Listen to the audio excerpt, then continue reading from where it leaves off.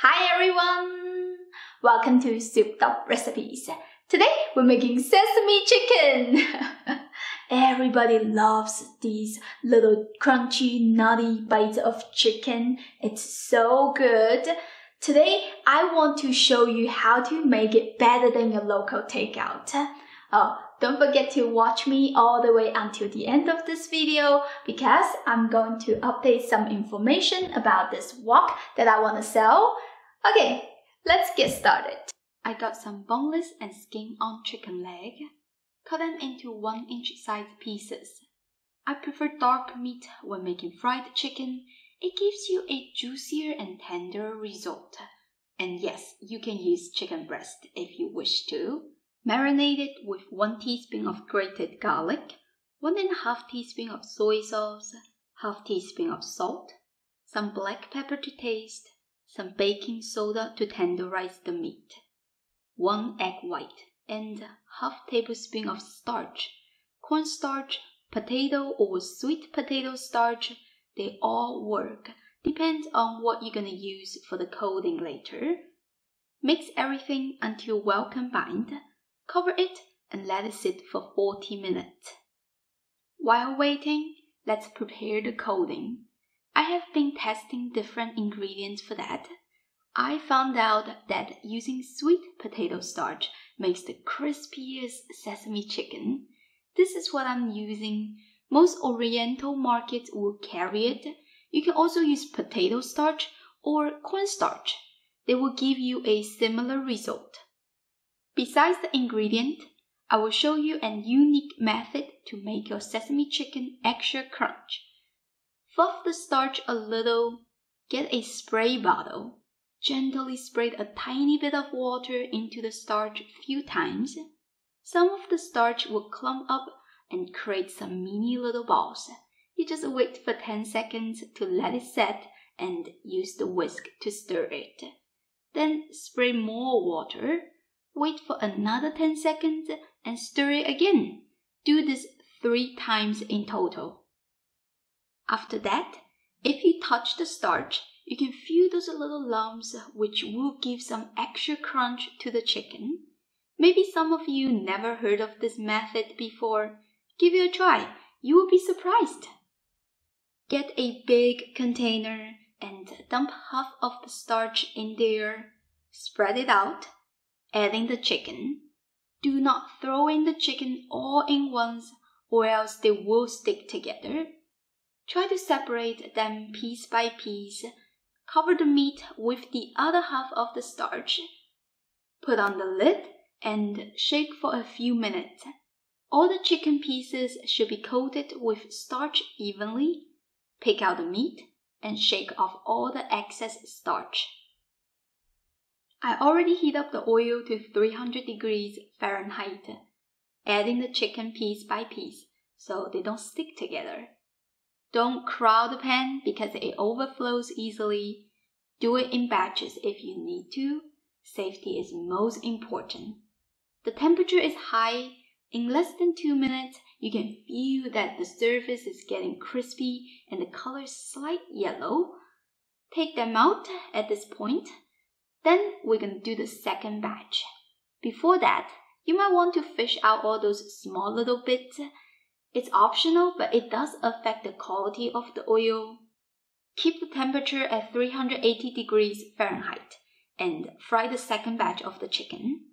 Once you're done, let all the chicken rest for about 15 minutes and we're going to double fry the chicken. Double frying will stabilize the crunchiness so it lasts longer.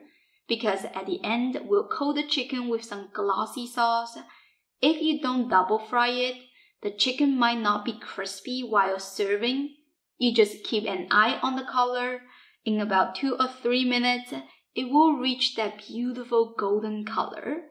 Take them out and set it aside.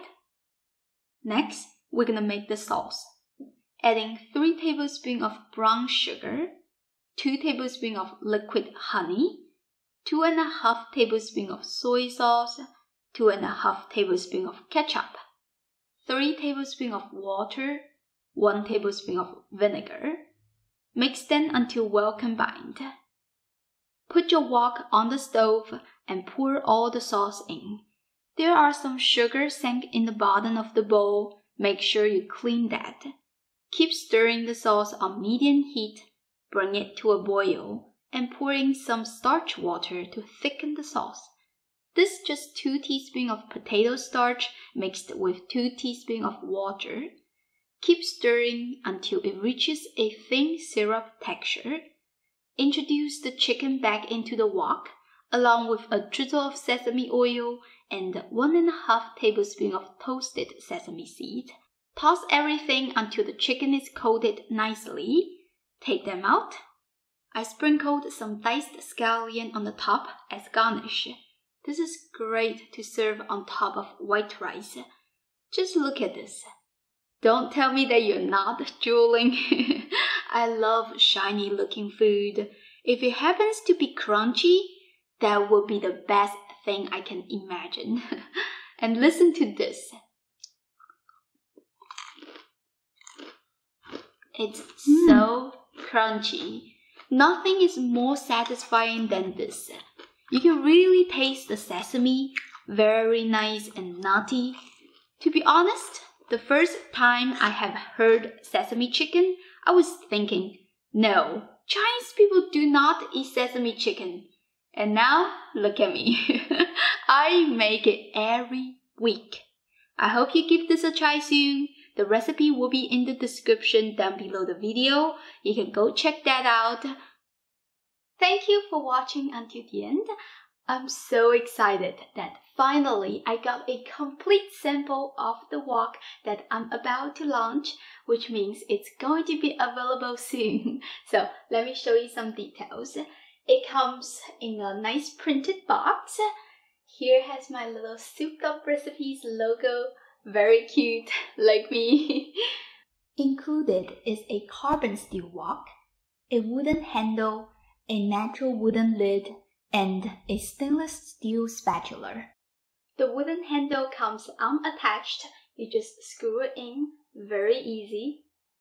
The wok is lightweight and it has a flat bottom, so it works on gas, electric, and induction stovetops. This whole set looks so beautiful and traditional. I was using a glass lid for my old wok, but I prefer this wooden lid.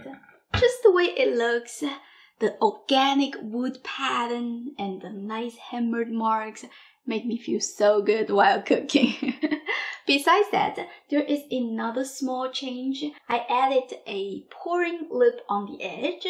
My old wok does not have it, so it was a bit difficult when you want to transfer some liquidy foods.